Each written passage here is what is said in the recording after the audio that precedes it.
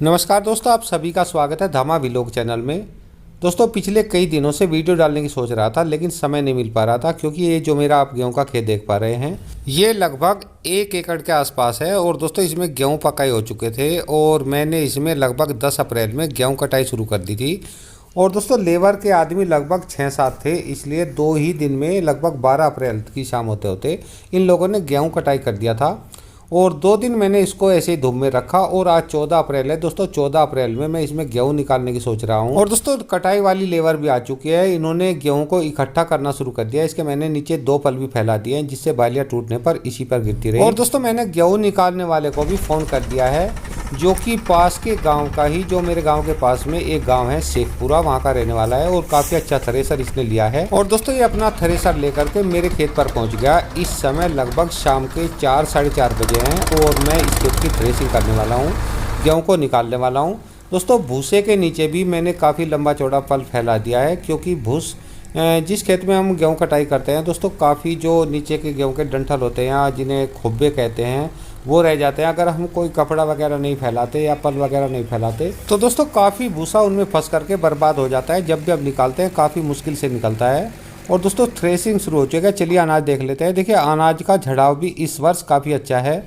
मेरे आसपास के दोस्तों जितने भी किसान हैं भाई लोगों, उन्होंने जब भी गेहूँ निकाले या थ्रेसरिंग की है तो लगभग 14-15 मन के आसपास उनके गेहूँ निकल रहे हैं। 1 बीघे से 14-15 मन गेहूँ काफ़ी अच्छे हो जाते हैं। और दोस्तों देखना है कि हमारे खेत से कितना गेहूँ निकल पाता है। हालांकि इस गेहूँ के खेत की दोस्तों ज़्यादा देखभाल इस वर्ष नहीं हो पाई है, क्योंकि दोस्तों मैं थोड़ा मकान बनाने में व्यस्त था। इस वजह से गेहूँ की फसल की दोस्तों ज़्यादा अच्छे से देखभाल नहीं कर पाया।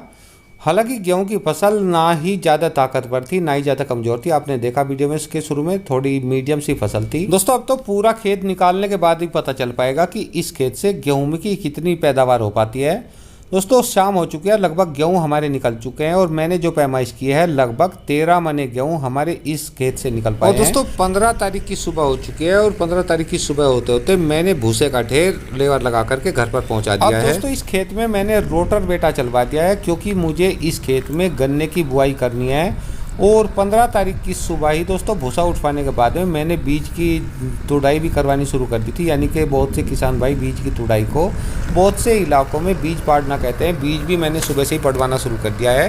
क्योंकि दोस्तों आज दिन में मैं इस खेत को पूरी तरह से तैयार कर दूँगा। रूटर बेटा 2 बार निकाल दूँगा। हालांकि 1 बार रूटर बेटा चलाने के बाद में दोस्तों मैं इसमें दूसरा ट्रैक्टर मंगवा लिया है, जो कि छोटा ट्रैक्टर मेरे पास में है।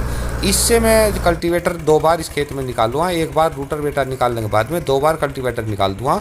उसके बाद में 1 बार फिर से रूटर बेटा चलाएंगे। इस तरीके से हमारे खेत की मिट्टी दोस्तों सूखी हुई है, काफ़ी बारीक हो जाएगी और तैयार हो जाएगी। और दोस्तों ये गन्ना बुआई के लायक हो जाएगी। और 16 तारीख की शाम होते होते दोस्तों हम लोग इस खेत में गन्ना बुआई करने वाले हैं। हालांकि दोस्तों मेरे पास में लेबर तो ज़्यादा नहीं है, 5 बीघे का एक खेत है, यानी कि 1 एकड़ का दोस्तों एक खेत है। और मैं इसकी लेबर कम होने की वजह से 2 हिस्सों में दोस्तों बुआई करने की सोच रहा हूं, क्योंकि दोस्तों इस समय अधिकतर लेबर गेहूं कटाई में व्यस्त है। कोई भी आदमी किसी कीमत पर भी मिलने को तैयार नहीं है। मैंने एक आदमी से मजदूरी पर भी कहा था कि मजदूरी पर गन्ने की तुड़ाई, बीज तुड़ाई करवा दे, लेकिन दोस्तों उसने हाँ नहीं किया है। क्योंकि दोस्तों लोग बाग इस समय पर आकर के गेहूं की कटाई पर ज़्यादा ध्यान देते हैं और काम सब भूल जाते हैं। इसलिए इस समय पर आकर के, यानी कि जिस समय पर गेहूं के खेत में गेहूं कटाई के बाद में गन्ना बुआई किसान भाई करते हैं, तो उन्हें बहुत ही ज़्यादा समस्या लेबर की इस समय पर आती है। तो इसलिए दोस्तों मैं इस खेत की 2 हिस्सों में गन्ना बुआई करने की सोच रहा हूँ। और जितने हिस्से की कल मैं बुआई कर पाऊंगा उसमें मेड या डोल या वहाँ तक का बना करके तुरंत ही उसमें सिंचाई लगा दूंगा। और किसान भाइयों आपको भी चाहिए कि अगर आपके पास में इस समय लेबर की समस्या है तो और आपके गेहूं कटाई आ चुके हैं, तो गेहूं कटाने के साथ ही जल्दी से जल्दी उसमें गन्ना बुआई करना शुरू कर दे। क्योंकि दोस्तों जो गन्ना बुआई 20 अप्रैल से पहले पहले हो जाएगा वो हमारा अगेते ईंख में ही आ जाता है। यानी कि जो गन्ना खेत आपने मार्च में बोए थे, यानी कि बसंतकालीन बुआई की थी, उसी में ये खेत शामिल हो जाते हैं जिन खेतों में 20 अप्रैल से पहले गन्ना बुआई हो जाता है। लेकिन दोस्तों जिन गेहूं के खेतों में 20 अप्रैल के बाद में गन्ना बुआई होता है तो वो थोड़ा लेट होना शुरू हो जाता है। इसलिए कोशिश ये करें, सभी दोस्त कोशिश ये करें, जो खेत आपके गेहूं के कटाई आ चुके हैं उसमें गेहूं कटाई करने के बाद में जल्दी से जल्दी गन्ना बुआई करना शुरू कर दें, जिससे गन्ने की फसल भी अच्छी हो सके।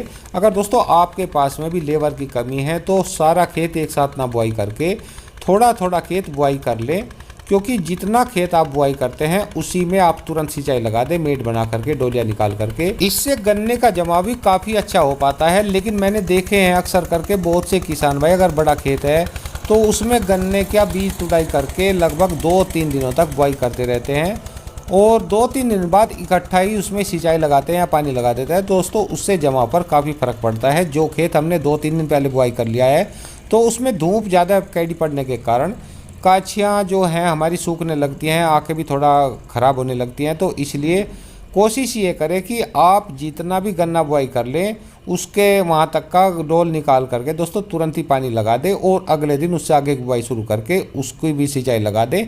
तो इस तरीके से आपको गन्ने का जमाव अच्छा मिल पाएगा और फसल भी अच्छी हो पाएगी। तो दोस्तों कल मैं इस खेत की बुआई करने वाला हूँ, इसके ऊपर भी एक वीडियो ज़रूर बनाने की कोशिश करूँगा।